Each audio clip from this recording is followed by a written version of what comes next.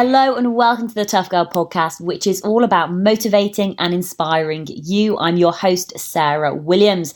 The Tough Girl podcast is sponsorship and ad-free thanks to the monthly financial support of patrons.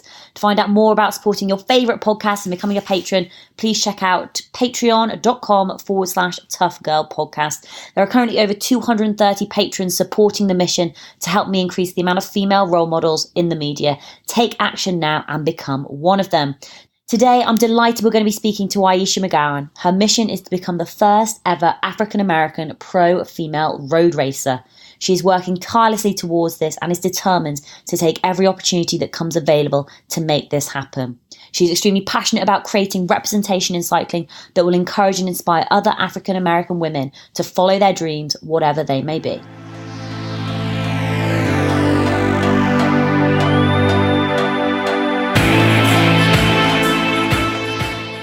My name is Ayesha, and I am on a mission to become the first ever African-American female professional bike racer. I am very passionate about encouraging and creating more representation for people of color in cycling and the industry and the community all around. And I don't think it's that people aren't riding, that people of color aren't riding. I think that they're just not being represented in content that's being created around it. And if you don't see yourself, it's really hard to imagine yourself in those spaces. So my big mission is to create more representation and encourage more representation from the industry. So I'd love to go back to your childhood. Were you sporty? Were you outdoors? Did you come from a sporty family? I would say I came from a sporty family. I mean, my grandparents had a lot of land, and so I was outside a lot when I went and hung out with them in the summer times. Like, they would farm, and they had like wild farm animals and like cows and stuff. So I guess that is the most like outdoorsy thing that I really did as a kid, other than just like playing outside with my friends and neighbors.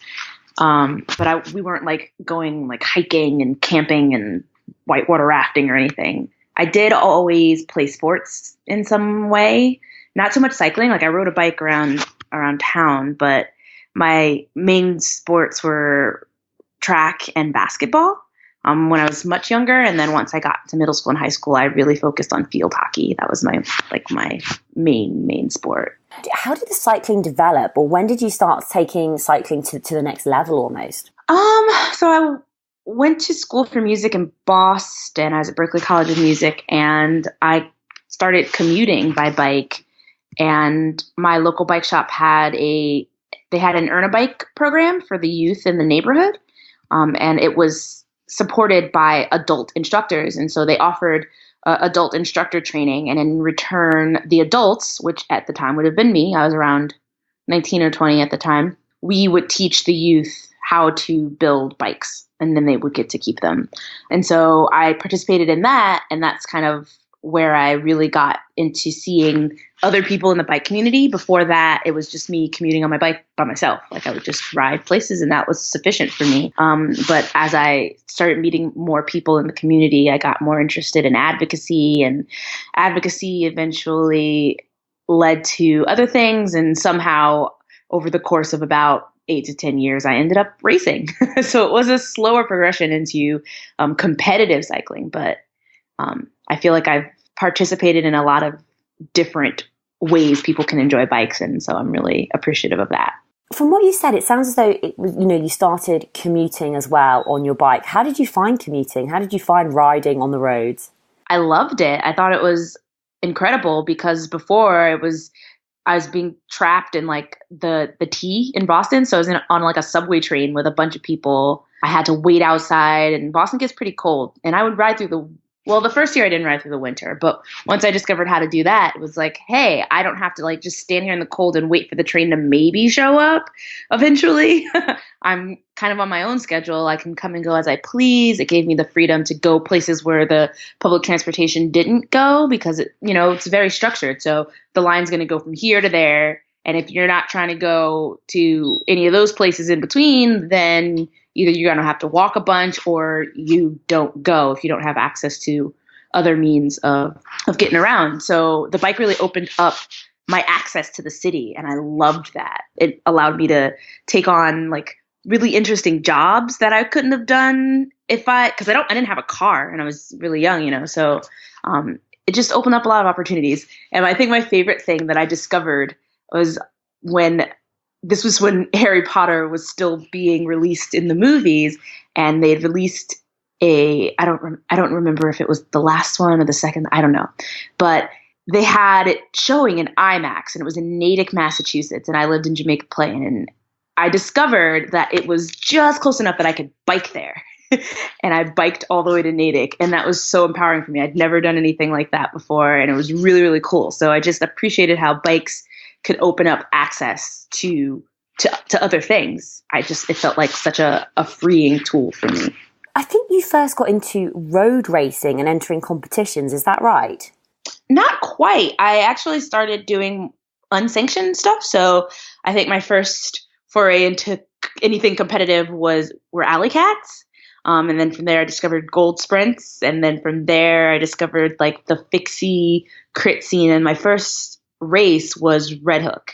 And I'd done a track clinic before then, but it was just it was just a learning environment. So I didn't feel like that was really me competing. It was just me learning what competing would be like. But the first time I actually competed in like a actual race was the Red Hook Crit in Brooklyn. I think that was in 2014. I just want to take you back 1 second because you said something. What's rally cats? That sounds awesome. Oh, an alley cat. Oh, an alley cat. Yeah. It's basically they mimic like a messenger's job, let's say. So they'll give you a manifest, which is a piece of paper that has different locations on it. And the race is that you have to go to all the places on the manifest and be the first one to do it. And sometimes they'll jazz it up where you have to do different activities at the manifest locations. So I remember there was one I did. It was called I think it was like Happy Fun Time by the Lockpit Posse in New York. And I think one of the challenges was we had to shoot a basketball hoop. Mind you, I played basketball when I was a kid, but I discovered that I wasn't very good at it. And now that I haven't played in years, I'm even worse. And it was just so hard for me to make a shot. But it's just stuff like that. It feels kind of like an adult scavenger hunt via bicycle. But it was really fun. I really enjoyed it. Oh my God, it sounds amazing. And then obviously you continued on through gold sprints and then your first real race, the Red Hook in 2014. Tell us what that was like. Terrifying. It wasn't a good time for me. It was like a weird type 2 type of fun after the fact, but it was actually a horrible experience. It was freezing cold. It was raining. And I was really excited about it leading up to it. I was really, really into the idea of doing it and participating. It was the first time that they'd ever had a dedicated women's field, and I really wanted to support it. And mind you, I'm a generally athletic person. I felt like I could probably do pretty well in the competition, but I just froze. Like I was not, I was not ready mentally. Like maybe physically I could have done something, but my brain game was off that day. And as soon as they, blew the whistle or fired the starting gun, whatever it was, I was moving, but not very fast. And eventually I was lapped, and there was this big accident. And someone got really hurt, and it ended in tears, and they stopped the race, and I didn't go back out. I just did not have a good time. But from that experience, I decided that cannot be my bike racing experience. I know that I'm capable of having a much better time than I had. I know that this is something that I could truly enjoy, but I do need to learn a lot more things. And so I signed up for all the clinics that I could and got better, and here we are. I think that's actually really comforting for people to know that actually your first experience was terrifying. It was a horrible experience. You got lapped, there was an accident, you didn't really feel ready mentally, and you froze because you decided to carry on. You decided to keep on learning and to go on to the clinics. Why didn't you quit at that point? What made you carry on? I'm really stubborn. And I think I just had this vision of what things were going to go like for me. And they didn't go that way, and I was not satisfied with that. So I needed another chance. I needed a do-over. I often say I'll try anything twice, which is mostly true. No, but I think that's really powerful, actually, giving yourself another chance to do it. Going through that whole learning experience of, going into these clinics, what did you find the most sort of useful, or was this like there probably wasn't a moment, but maybe there was like a moment where things just clicked into place for you. Did that happen in one go, or was it just more like a gradual progression?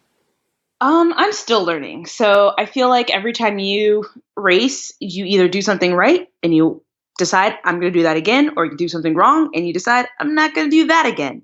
But no matter what, you always learn something. And I think that that's just how it's gone for me, where I just keep racing and I keep learning, and doesn't necessarily get easier. I just get better at it. So there you go. And when you've been racing, have you found that there's many other women there, or many other women of color out there racing as well? There's struggles in both departments. It depends on where you are regionally, honestly. Like, different parts of the country have a much stronger women's scene in the States than other places. But as far as women of color, there's not really anywhere that I have been personally that's got a super strong scene. I think in the Maryland area, I've heard that they've got quite a few women of color that race over there, and then maybe some in Florida, but they're like dedicated programs that are run by women of color that encourage that, which is really cool. But as a whole, there isn't as much representation as I think that there should be.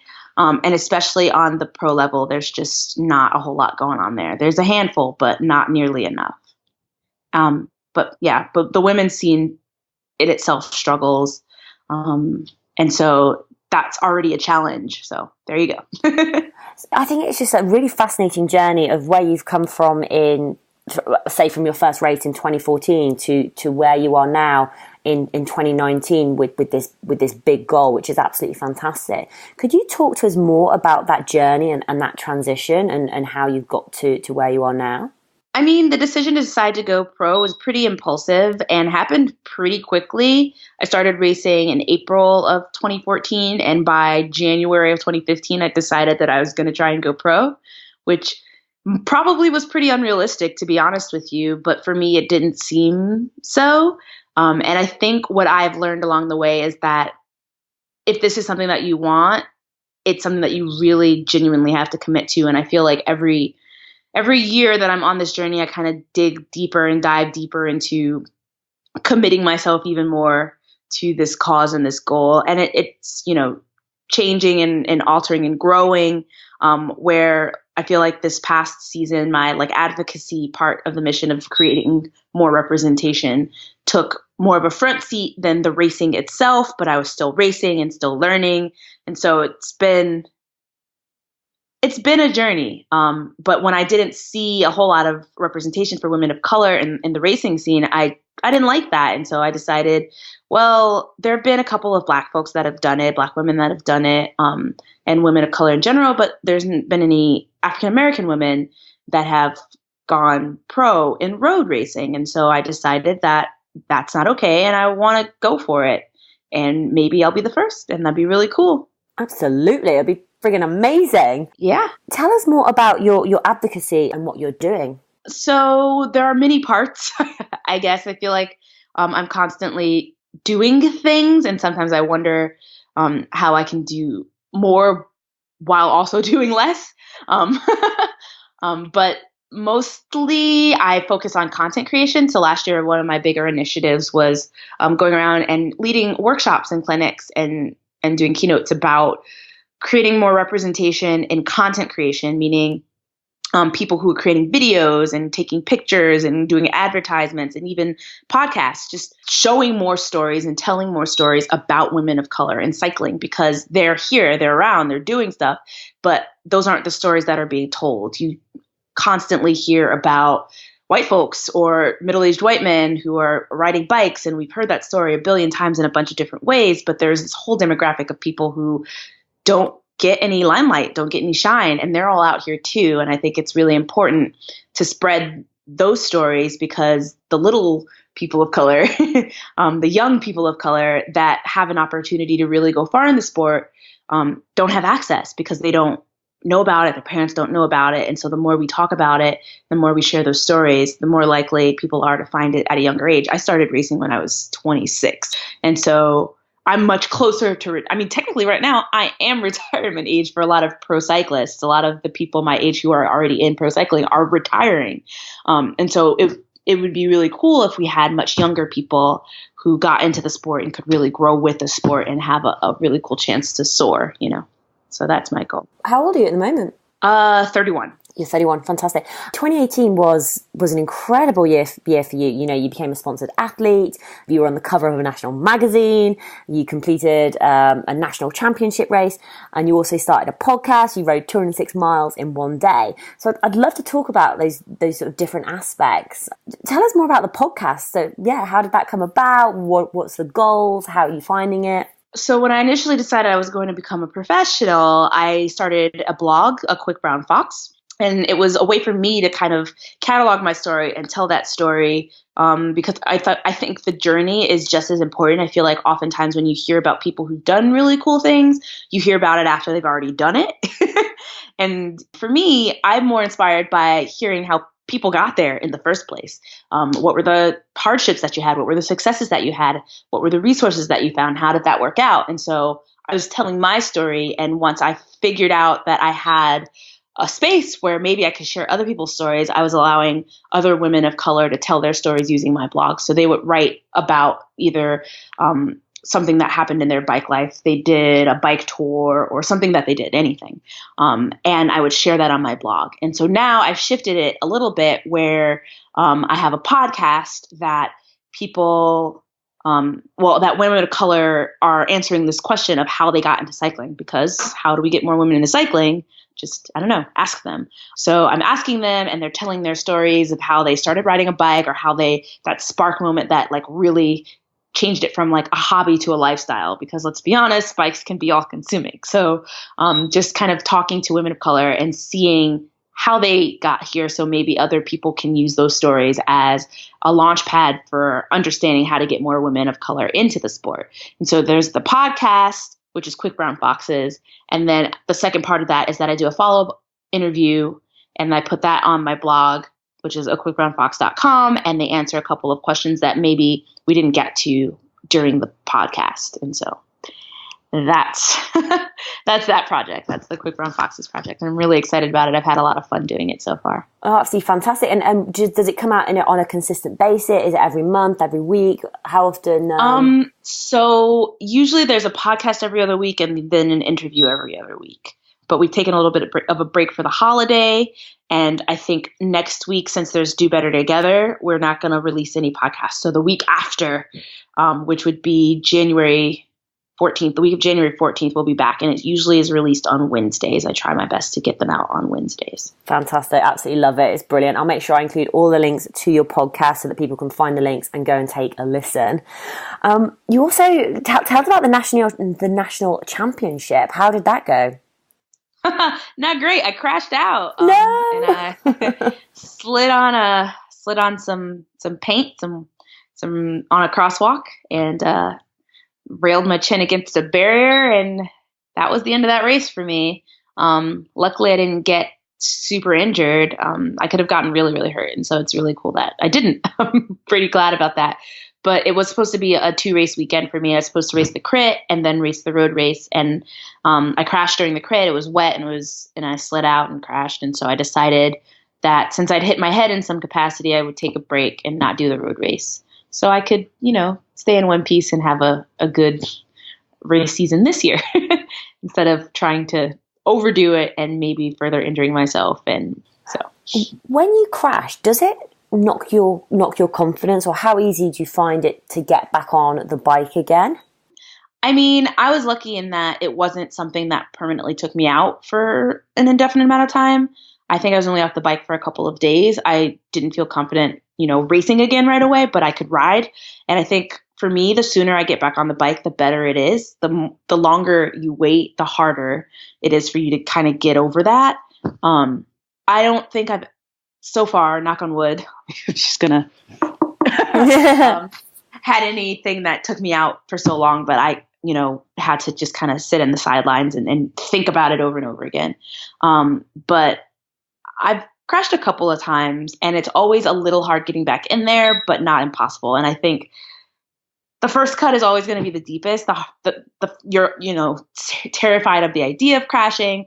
And then once you do it and it's not so bad, then you're like, okay, I can do this. I can get back up again and it's okay. But again, I've just been really fortunate in that I haven't had any horrific accidents. Do you work with a coach? Do you have a coach to help you with your training? So I've had a couple of different coaches over the years. I'm now working with Jim Lehman at Carmichael Training Systems, and this has been a very fruitful relationship for me. I feel like I'm finally getting to a place where I'm super confident in my training, and I think that's really going to translate really well into my racing. So I just started working with him in June, which was toward the end of this race season for me because the nationals were in June and I crashed, and I didn't really race after that too much. But I feel like we've done a lot of really good work since then. I've been training pretty hard, and I think training really smart, more importantly, not just like burning myself out. So I'm really looking forward to seeing how I race this year. I think it's going to be really good. Could you give an example of what your training looks like? Is it mainly on the bike? Is it in the gym? Is it outside? Is it on the watt bike? How do you balance out a week?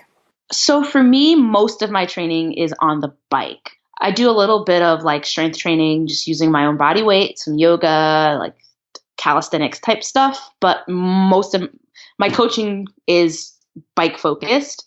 And most of the fall, it was just a lot of long endurance riding, base miles. And now it's more intervals and like focusing on seeing how I can increase my threshold, which is that point where your body starts to deteriorate more quickly because you're tired and fatigued. So just trying to pretty much increase my endurance and make it so that I can last longer and feel stronger and be more confident. So I'm there at the end to do whatever I need to do. Love it. And tell us about, now, is it the Dirty Kansas 200? Yes. So the Dirty Kansas 200 is a gravel race that starts and finishes in Emporia, Kansas. And I'd never done anything like it in my life before, and I haven't done anything like it in my life since. But it's a 206-mile gravel race. It's probably one of the most challenging races anywhere. And I did it. I didn't go fast, but I finished. And I was really proud of myself, and I'm still really proud of myself for riding 206 miles on gravel in one day. So mentally during a race, what's going through your head? For me, I think around mile 60, I got really bored. And I had a lot of like, why am I doing this moments? But also at the same time, again, I'm really stubborn. And so I'd gone in knowing it was going to be really hard. It was going to be really long. And that if I was going to finish, it was going to have to be because there was no other option. Like I made an agreement that unless I was terribly injured, I was going to keep going unless I couldn't, So I took a couple naps on the side of the road there. I took breaks when I needed to. I went fast when I could. I went slow when I couldn't go fast. I did what I had to do. I don't think I walked up any hills. I did drop a chain, and so I had to get off my bike once on a hill. But other than that, I think I rode everything, all the downhills and all the uphills and all the flats. So yeah, we just took our time and got there eventually. It took me all day, and it was dark when I finished, but I did it. But you did it. Let's talk about your bum, because the amount of riding that you're doing, the amount of training that you're doing. Do you have any sort of issues with saddle soreness at all? A couple years ago, I really had a hard time with that. It was a combination of not having the right kind of chamois or the right fitting saddle, and it took me a really long time to figure it out. But I got my sit bones measured, and I found a saddle that fit my butt perfectly. And that solved so many of my problems. With a race like the Dirty Kansas, my husband was my pit crew, my husband and my dog. And so before the race, their instructions were that no matter what, at every stop, make me reapply sunscreen, there's a product called AMP. It used to be Topical Edge. At the time it was Topical Edge. So reapply that and then make me re-up on chamois cream, because If not, I'm going to hate myself the next day. And it worked out really well. I raced the following weekend, so I was okay. And I don't think I got any saddle sores from Kanza. But yeah, chamois saddle size and chamois cream is an amazing recipe. Not everybody's the same, but that's what worked for me. I think it's like one of the questions I feel I need to ask every female cyclist, like, what are your top tips? Do you ever get a sore bum? Yeah, it happens. I mean, now that I'm like back on the trainer, when I first started riding on the trainer, I don't usually use chamois cream when I ride. And I did some long trainer rides and I immediately got saddle sores and I was so mad at myself. So now I have to remember to use chamois cream when I'm, doing longer rides on the trainer, because it's just friction. You're not moving as much. There's not as much flex. And so you got to pay more attention to what's going on down there. Becoming a sponsored athlete is absolutely incredible, and it's a huge achievement, some massive congratulations. I'd love to hear more, or I'd love for you to share more about how that came about. I can't even imagine how difficult it must have been even to speak to the right people, or to get a company involved. Could you talk us through that journey of from when you were saying out loud that you wanted to become a pro cyclist and you wanted to be a sponsored athlete, and then how you made it happen? So I was pretty fortunate. The first race I did was the Red Hook Crit again. And when I decided I was going to do it, I saw somebody who's looking for people to ride for them. So Randy Locklear, who at the time ran a company called HatchMap, which was the software company that was making the race app for Red Hook Crit at the time, all very confusing. But they were a major sponsor for the women's field of Red Hook Crit.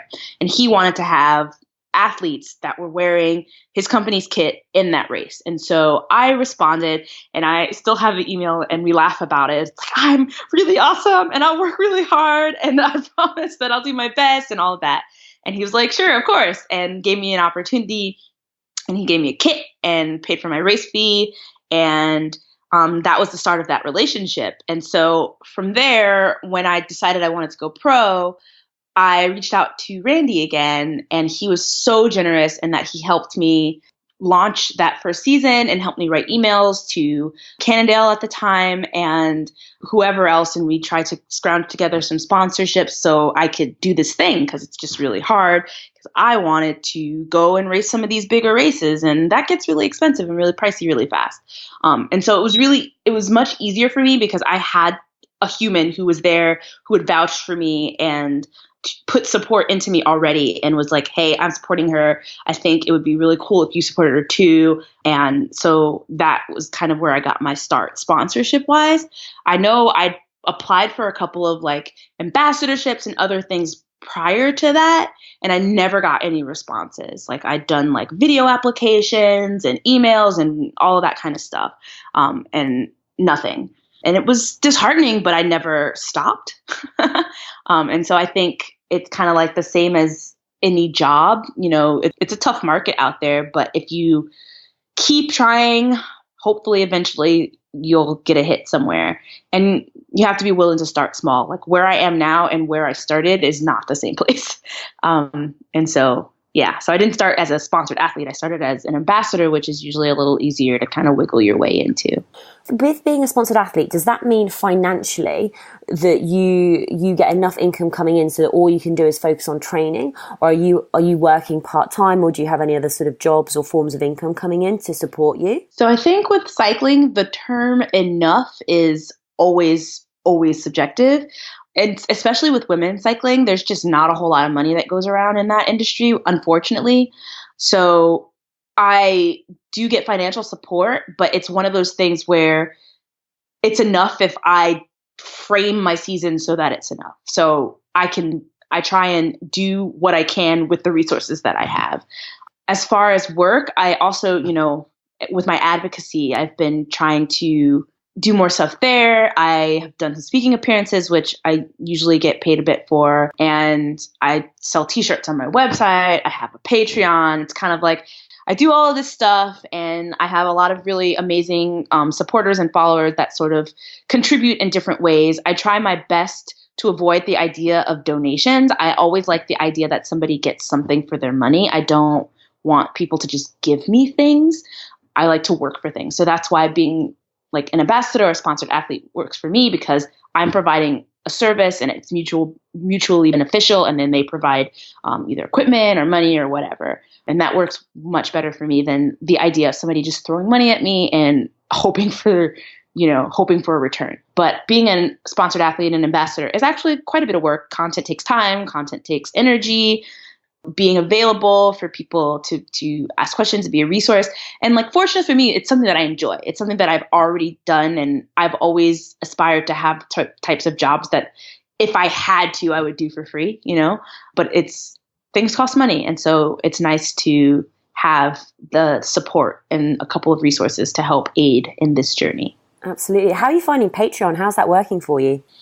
I'm really shy about it, so it could be working a lot better if I told people it existed. But it's cool. Like, it covers the costs of me running the podcast, and so that's really awesome. So I appreciate that. Patreon is how I make my income, and it's one of those really difficult things to be almost like you feel as though you're constantly asking people for stuff, and it can be hard to put it out there. But I've randomly, like every woman I've spoken to in the past sort of couple of days has had a Patreon account, so I feel as though things are changing. I've just completely lost my train of thought then, but I'm going to carry. What bike do you ride? Do you have a specific bike that you like riding? Nowadays, I'm riding a Live Cycling Langma.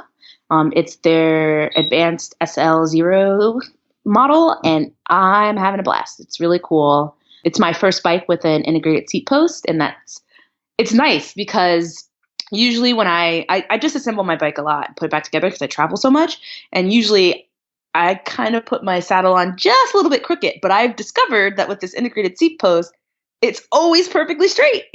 I know that seems like such a simple, like silly thing, but I am somebody who's super appreciative of simple, silly things. So yeah. And I know lots of members of the tribe will want me to ask this question. Has your bike got a name? Not yet. It'll come. It'll come. Waiting for inspiration. One day it'll just happen. Yes, it will. When you're riding, have you ever felt? Because I mean, I know this can happen for women. I don't know if it's even worse for women of color. Have you felt as though you've been excluded or treated differently when you've rocked up to races? I mean, I've had experiences that were not fun and not favorable, but for the most part, I feel like the community is encouraging and inviting. The few instances and the few experiences that I have had have been individuals usually and not reflective of everybody. So that's fine. Have you got any advice or tips for dealing with those situations? I mean, I've got a lot of experience in general with dealing with that. And I mean, as a person of color, I feel like you go through life and have these experiences, whether you're racing bikes or not. And so you sort of have your own coping mechanisms and ways of dealing with things. I don't think there's a generic answer for that because every situation is different. I feel like if a space isn't comfortable for you, go to a different space and find the people who aren't making you uncomfortable, because there's usually those people that are there. And if you need time alone, take that time, take that space. I've had to remove myself from situations, and if I need to do that, I do so. But for me, I understand my focus and my purpose and why I'm there, and I try and just focus on that. And if somebody decides that they don't like that and they want something else from me, that's their business and their problem. What can other women do to help increase diversity in cycling in this sport? Create better spaces, be more encouraging. I think a lot of the times when I did stuff in cycling in general, it's because somebody invited me to. I started commuting because my friend suggested I get a bike. Like, it's simple interactions, the same way it works with your peers and your friends, having those same encouraging interactions with other people, and just be encouraging and invite people in. Don't make assumptions about what people can do or what people want to do, what people are willing to do. The only reason I did Dirty Kansas because somebody asked me if I wanted to do it. Someone suggested I do it. That is not something that I would have ever signed up for on my own. I can 1000% guarantee that to you. I only did it because somebody suggested it to me. That was not an idea that I had on my own. So don't make assumptions. If you see safe spaces being destroyed, speak up. boost signals of people of color or organizations that are trying to do this work, that are trying to create these spaces. If you have resources, just like I mentioned that Randy was looking for people to ride and he, paid our entry fees and gave us a kit to race in. That's so helpful. Like whatever the barriers are, if you have a way of breaking down those barriers, try and do that. And just, if you don't have the resources, just boost the signals, spread the word, share the stories, tell people about the things. Word of mouth and sharing stories is so helpful, which is why I'm doing this podcast, because I think people have this very narrow idea of what women of color do and what women of color are capable of or what they care about. And when you hear the stories, you're like, oh, okay, cool. I didn't know that. And now you know. And it's really awesome. No, absolutely. Super, super awesome. Great piece of advice. Thank you so much for sharing that. And in terms for you for 2019, do you have any specific goals, any plans, anything that's on your wish list in terms of, what you want to get after and what you want to achieve? Yeah, I'm trying to hit up as many road stage races as I can in the States, the bigger ones. Last year I think I only really got to do Redlands and Tour the Southern Highlands as stage races. I don't think I did any other stage races that I can think of. And so I really want to hit the bigger ones. I want to do Joe Martin. I want to do Colorado. I want to do North Star. Just whatever I can get my hands on, and start with Valley of the Sun in Phoenix, Arizona in February. So I'm just really excited to get out there and race as much as possible. I just really love racing my bike and just having a good time. My goal is to throw it all to the wall, stop worrying so much, and just race my bike and see what happens. Fantastic. What advice and tips would you have for other women who want to get into cycling? Go for it. just do it. Make a bike friend. Send me an email. I don't know. Just go for it. Figure out what your barriers are and knock them down. Fantastic. And Ayesha, where's the best place for people to find out more information about you? My website is aquickbrownfox.com. And on social media, I'm on Facebook, Twitter, and Instagram, and YouTube at A Quick Brown Fox. So that's not true. I'm at Facebook, Instagram, and Twitter at I Suppose, which is AYESUPPOSE. Awesome. Why did you choose the handle I Suppose? It's a pun. I like puns. So the first three letters of my name is AYE. And, I think the Twitter came first. So they're just my thoughts. Like, I suppose this. It's really silly and I'm very corny. And that's just who I am. And I love it about myself. Absolutely fantastic. Ayesha, best of luck with all of your competitions that you've got coming up in 2019. Go out there and smash it. I know you are doing an incredible job. I'll be sharing all of the links to Ayesha's website, Twitter, Instagram, Facebook, and Patreon accounts so that you can go, and the podcast as well, so you can go and listen, you can go and support. Thank you.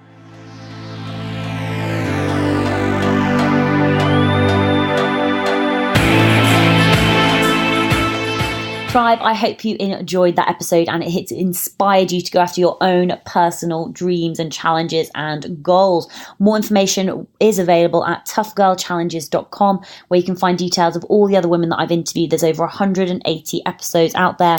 We've been doing the Tough Girl podcast since August 2015, so there is so much content available, whether you're into cycling, running, swimming, mountaineering, physical challenges, hiking. There will be an episode that you will enjoy. Now, at the very start of the episode, I also talked about Patreon and how the podcast is sponsorship and ad-free. So let's hear from one of the patrons about why they decided to support the Tough Girl podcast. Hi Tribe, my name is Katie Jane Lapiniere and I am an adventurer and freelance web designer. I became a patron of the Tough Girl podcast for two reasons. Firstly, I am just very aware of how hard it is to make a living from the world of adventure, hence the reason I top up my adventure income through web design. And I know just how all-consuming creating this podcast must be for Sarah. It was never going to be a get-rich-fast idea. It stems purely from passion, a passion for adventure, seeing the big wide world, challenging yourself. And, that's a passion that I 110% share with her. So becoming a patron was kind of like me giving her, big thumbs up for spreading the word and spreading the love for getting out there and seeing the world.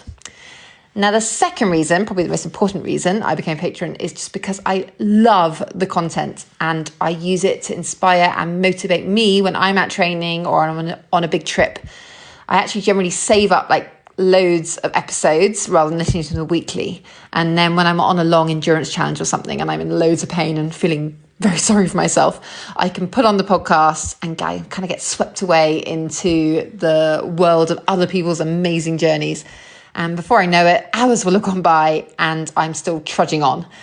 And the best bit about this amazing content is that it's absolutely free. Like, I love the fact it's free and available for everyone, but I also think it's kind of too good to be free.